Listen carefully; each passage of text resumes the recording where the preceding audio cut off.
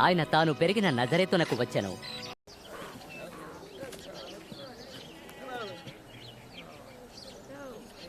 బాగున్నావా? బాగున్నాను. యేసు తన వాడుక చొప్పున విశ్రాంతి దినమందు సమాజ మందిరములోనికి వెళ్ళెను. వారు ఆయనను ప్రవక్త అయిన యెషయా గ్రంథము నుండి ఒక భాగము చదువుటకై పిలిచిరి.